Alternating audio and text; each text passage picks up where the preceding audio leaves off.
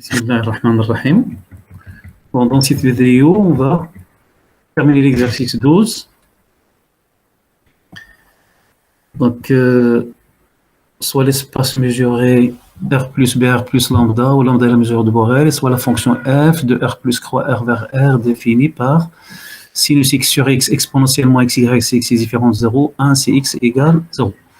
Bon, dans la dernière vidéo, on a déjà montré que si y est inférieur ou égal à 0, la fonction qui a x associé f de xy n'est pas lambda intégrable. Donc, bon, je vous rappelle rapidement la démonstration. Là, cette fonction est continue sur R+, donc elle est borelienne, hein, et elle est aussi localement Riemann intégrable. Hein. Donc la valeur absolue de f.y est continue et positive. Donc il est localement Riemann intégrable et positive. Donc l'intégrale de Lebesgue coïncide avec l'intégrale de Riemann. Donc pour montrer que cette fonction-là n'est pas lambda intégrable, il suffit de montrer que cette intégrale est divergente. Ce qu'on a montré en utilisant le critère de comparaison. On a la valeur absolue de f de y est supérieure ou égale à la valeur absolue de sinus x sur x, quelle que soit x strictement positive. Et l'intégrale de cette fonction, on sait que c'est une intégrale divergente. Voilà. Question suivante.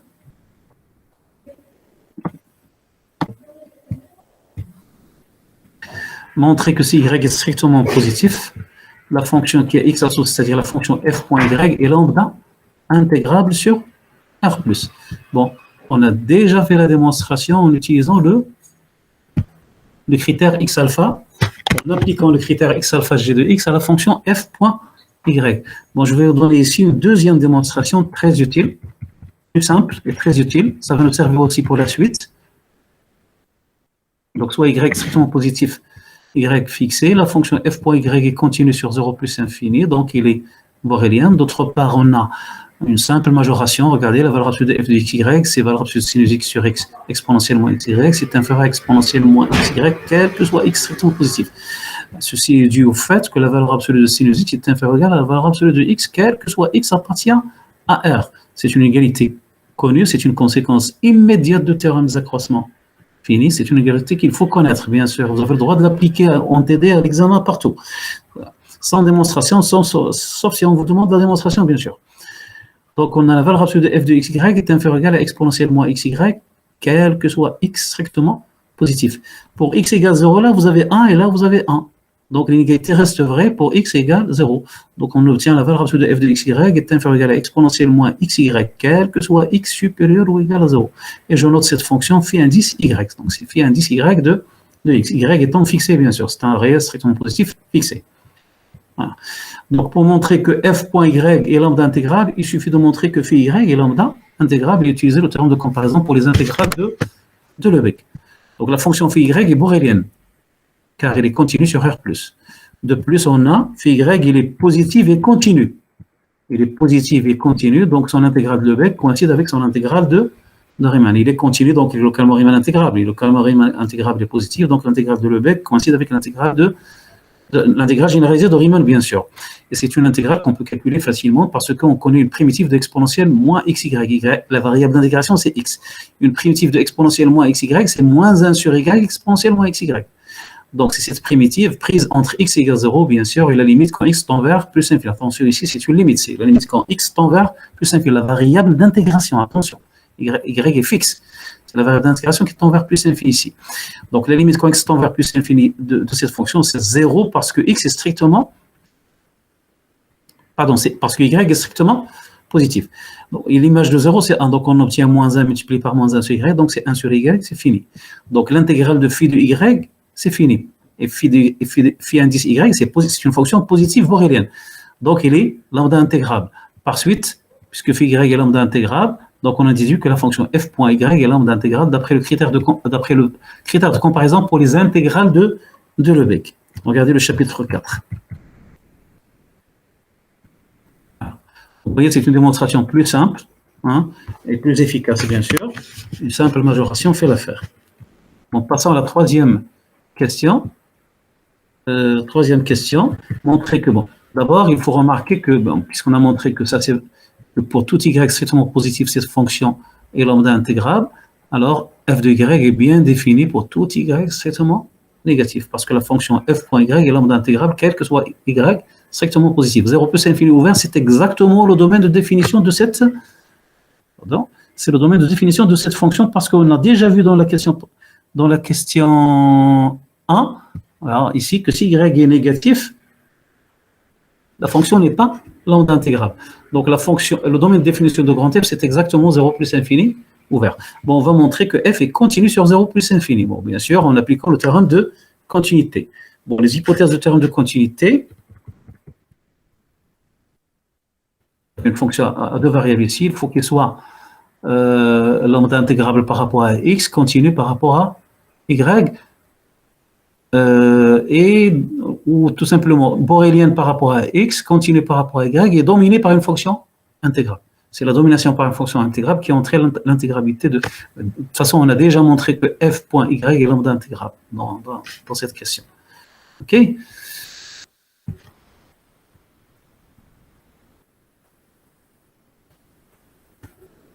On a voilà les conditions de théorème de continuité. Quel que soit y strictement positif, f.y est borelienne, car il est continu sur R+.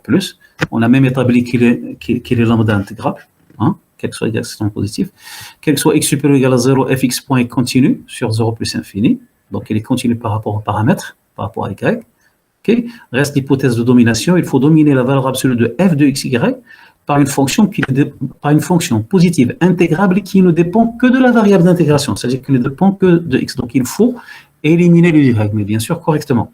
La valeur absolue de f de xy, on a déjà vu que c'est inférieur ou égal à exponentielle moins xy. Okay. Bon, il faut éliminer le y, mais pour éliminer tout ce qu'on peut faire, c'est majorer par 1. 1 n'est pas une fonction intégrable. Donc, au lieu de travailler sur 0 plus infini pour y, on travaille sur a plus infini, a strictement positif. Donc, soit a strictement positif. Donc, on a exponentielle moins xy est inférieur ou égal à exponentielle moins ax, quel que soit x supérieur ou égal à 0, quel que soit y supérieur ou égal à a.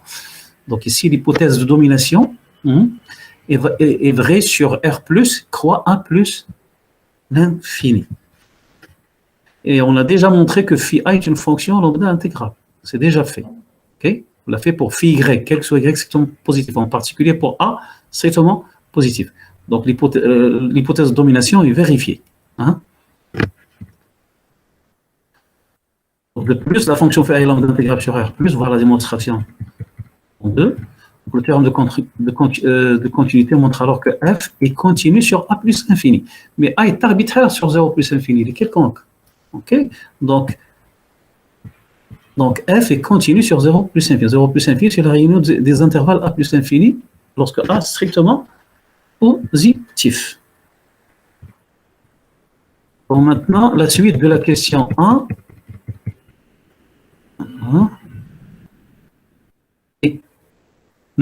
Et calculer la limite quand y tend vers plus infini de f de y.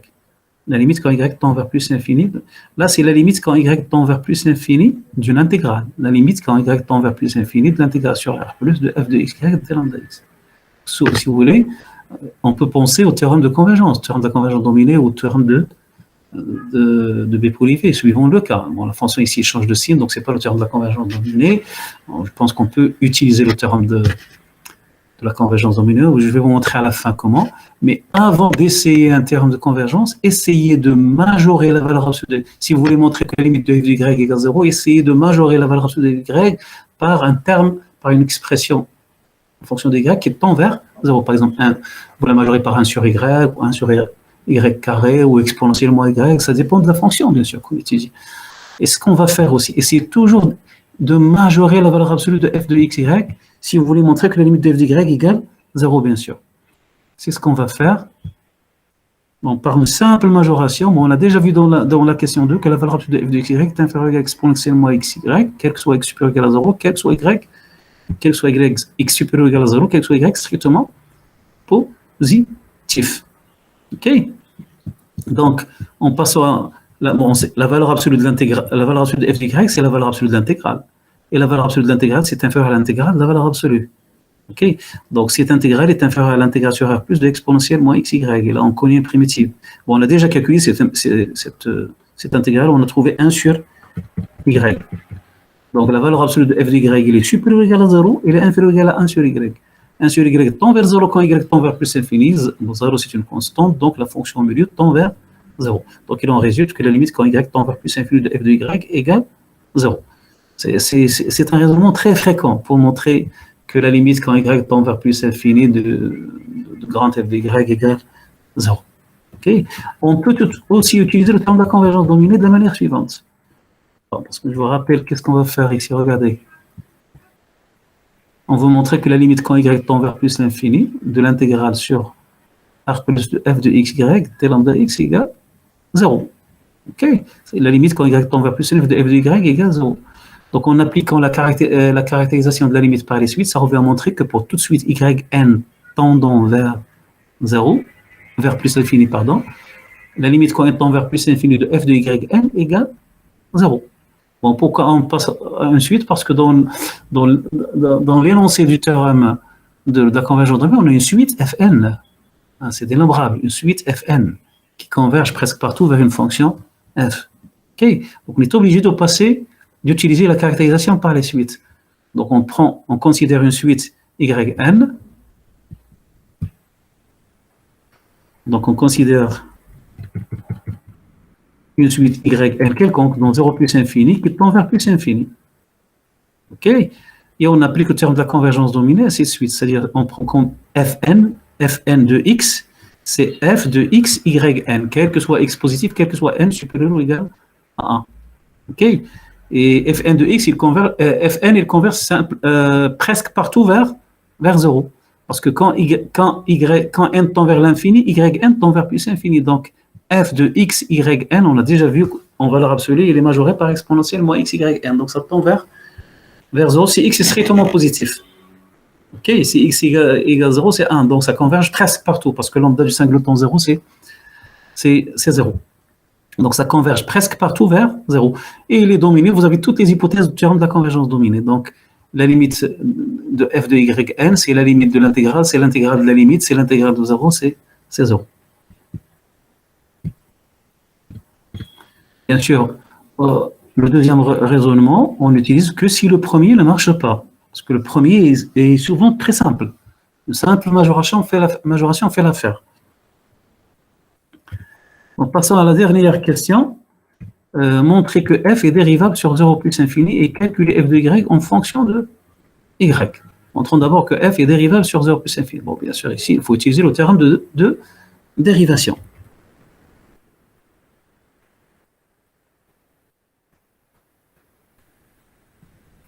En montrant que f est dérivable sur 0 plus infini. Donc, il faut vérifier les hypothèses du théorème de dérivation. Bon, pour tout y strictement positif, la fonction f.y est lambda intégrable. Bon, normalement, il suffit de dire que f.y est borélienne et qu'il existe un y0 tel que f.y0 est lambda intégrable. Mais on a déjà établi que f.y est lambda intégrable pour tout y strictement positif. Donc, on le dit directement. Vous avez la mesurabilité et l'intégrabilité.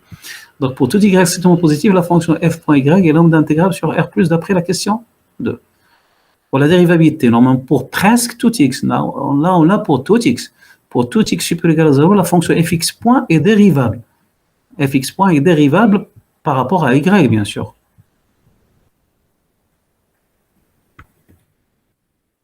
Donc, pour x fixé, strictement positif, cette fonction est dérivable, c'est clair. Si x est strictement positif, il est dérivable. Et on peut calculer sa dérivée par rapport à y. Bon, sa dérivée, x est fixe, bien sûr. Donc, sa dérivée par rapport à y, c'est sinus x sur x, moins x, exponentielle moins xy. Si x égale 0, la dérivée, c'est 0, parce que f0y égale constante. f0y égale constante, quel que soit y, c'est donc positif. Donc, la dérivée par rapport à y, c'est 0. Donc, la fonction, elle est dérivable pour tout x sur 0 plus infini. Okay. Pour y appartenant à 0 plus infini. Donc, pour tout x, normalement, il suffit qu'il soit vrai pour presque tout x. Et là, ici, pour tout x supérieur ou égal à 0, la fonction fx point est dérivable sur 0 plus infini, et on a la dérivée de f par rapport à y au point xy, c'est moins sinus x exponentielle moins xy. Et au point 0, c'est 0. Mais si on remplace ici x par 0, on trouve 0. Donc, cette formule est valable même pour x égale 0. Donc, on a alors df sur dy de xy égale moins sinus x exponentielle moins xy, quel que soit x supérieur ou égal à 0, quel que soit y strictement positif. Regardez ici. Quel que soit x supérieur ou égal à 0, quel que soit y strictement positif. Donc, voilà pour la deuxième hypothèse du théorème de... C'est plutôt la troisième, hein, le théorème de dérivation, parce que dans la première, on a regroupé deux, la mesurabilité et l'intégrabilité. Bon, maintenant, l'hypothèse de domination de la fonction dérivée partielle. Bon, la dérivée partielle, la dérivée partielle en valeur absolue, c'est la valeur absolue de sinus x exponentielle moins xy, donc on peut la majorer par exponentielle moins xy. OK? Donc, on ne peut pas travailler sur 0 plus, pour y dans 0 plus infini, parce que si on prend y dans 0 plus infini, on ne peut majorer que par 1. Parce qu'il faut éliminer le y, hein, mais il faut majorer par une fonction positive intégrable qui ne dépend que de x. Et ça, on ne peut le faire que sur a plus infini, lorsque y varie sur a plus infini, donc soit a strictement positif. Alors, j'ai la valeur absolue de df sur dy de xy est inférieure à exponentielle moins x, phi de ax, quel que soit x supérieur ou égal à 0, quel que soit y supérieur ou égal à a. Et on a déjà vu que phi a est lambda intégrable. Donc, on a l'hypothèse de domination, on l'a sur r plus croix a plus infini.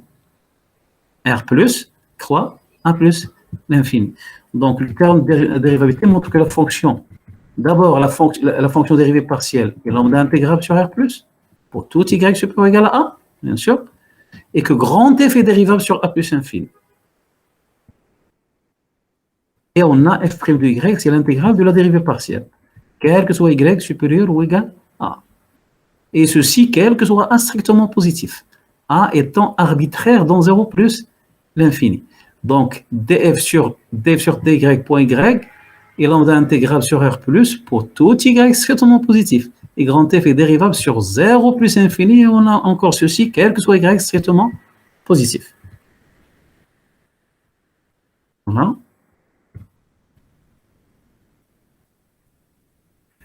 Et on a ceci. f' de y égale l'intégrale sur r plus de moins sinus x exponentielle moins xy t lambda x, quel que soit y strictement positif.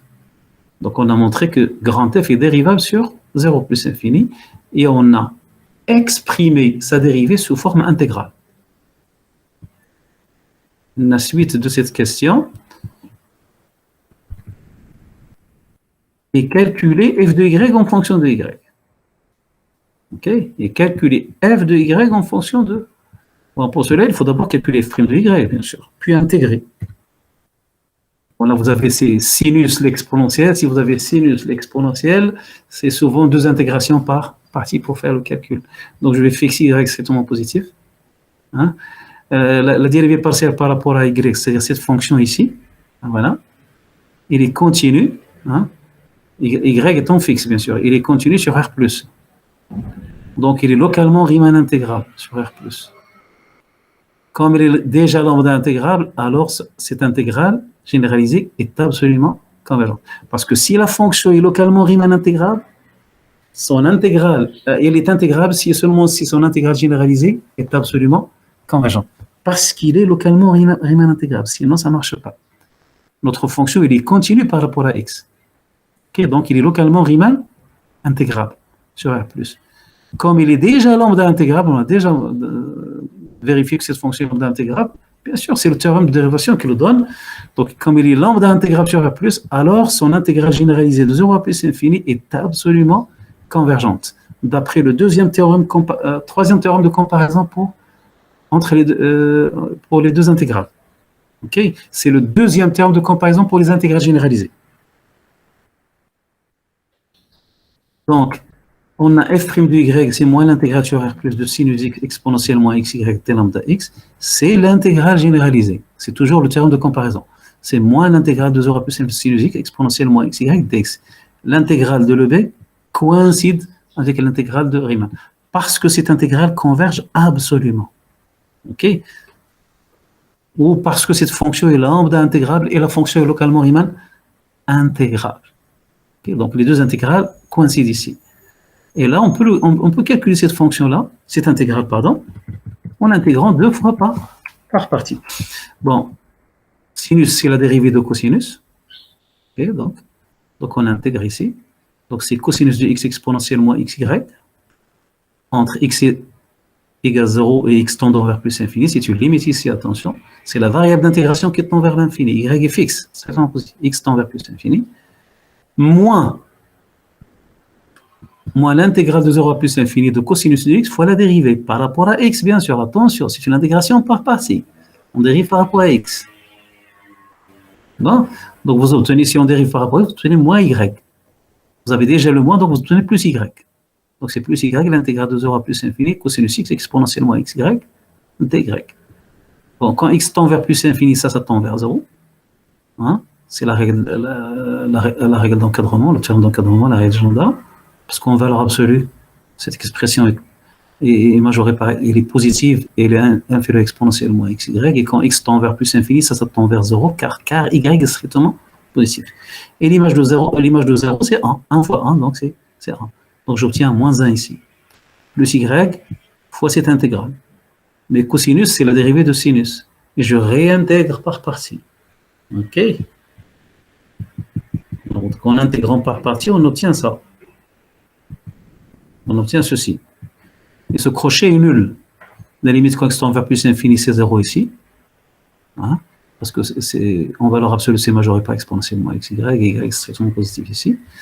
Donc c'est 0. Et l'image de 0, c'est 0, bien sûr. Donc ce crochet est nul. Donc il nous reste moins 1 plus y carré. Et ce qu'on obtient ici, c'est exactement f' de y. Donc vous avez f' de y, ici, égale moins 1 moins y carré f' de y. D'où f' de y égale moins 1 sur 1 plus y carré, quel que soit y strictement positif. Donc on a calculé f' de y pour tout y strictement positif. Donc en intégrant, on obtient alors f de y égale moins l'arc tangent de y plus une constante. Et ceci, quel que soit y, strictement positif. Reste à déterminer la valeur de c. Or, on a déjà établi que la limite quand y tend vers plus infini de f de y égale 0. Donc la limite de cette fonction quand y tend vers plus infini, c'est 0. Donc la limite de cette fonction-là, c'est 0. Or, la limite quand y tend vers plus infini de arc tangente, c'est pi sur 2. Donc là, vous avez moins pi sur 2 plus constante égale 0. Donc c égale pi sur 2.